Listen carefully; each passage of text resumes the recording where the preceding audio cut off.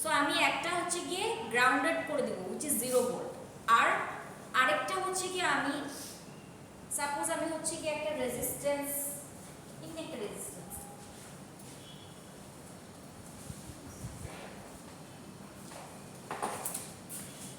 আমি একটা রেজিস্ট্যান্স এখানে বসালাম, ধরে নিলাম আমার একটা কমপ্লিকেটেড সার্কিট দেয়া আছে, এখন যদিও দেয়া নাই।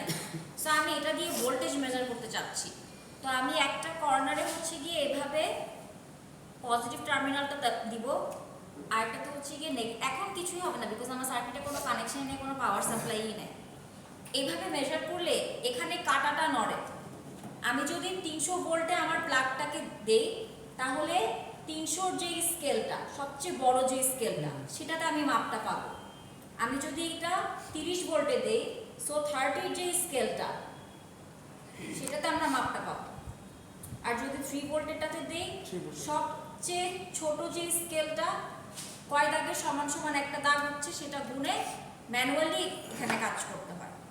সো এইভাবে হচ্ছে গিয়ে ম্যানুয়াল বা অ্যানালগ যে মিটারটা সেটা কাজ করবে। অ্যামিটারটাও সেম। কারেন্টও যখন আমি একটা নোডের অ্যাক্রসে কারেন্ট বের করতে যাবো, একটা নোডে আমাকে নেগেটিভটা দিতে হবে আর একটাতে পজিটিভটা দিতে হবে। দেওয়ার পরে এখানেও সেম রেটেড করা। যখন আমি 5 অ্যাম্পিয়ারে আমার জ্যাকটাকে দিচ্ছি তখন 5 অ্যাম্পিয়ারের যে বড় স্কেলটা আছে সেটাতে আমার মেজারমেন্টটা আসবে। সো এটার ইউজটা এখন রিপ্লেস হয়ে গেছে এই মাল্টিমিটার দিয়ে। মাল্টিমিটার আমরা যখন ভিতে টিউন করতেছি তখন আমার মিলিভোল্ট বা ভোল্ট যে কোনো রেঞ্জে আমার এখানে ডিরেক্টলি ভ্যালুটা দেখাবে। তো এটাও সিমিলারলি এটাকে জাস্ট আমাদেরকে হোল্ড করতে হবে। যে দুইটা নোডে আমরা মাপতে চাচ্ছি, এখানে আমরা মাপতে চাচ্ছি, এখানে একটা জাস্ট হোল্ড করতে হবে। এখানে এমনিতে একটা ইয়া করে নিতে হবে না, এখন ভোল্ট মাপতেছি নাকি? হ্যাঁ, এই যে ভোল্ট মাপতেছি তাই আমরা এটা ভিতে দিয়ে নিচ্ছি।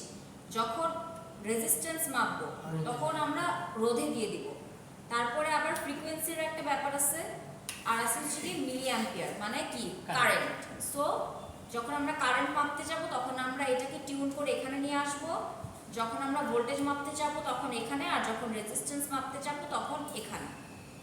সো এগুলো হচ্ছে কি বেসিক ইকুইপমেন্টস যেগুলো আমাদের লাগবে। এখন আমরা ব্রেডবোর্ডের মধ্যে সার্কিট ইমপ্লিমেন্টেশন করাটা দেখব।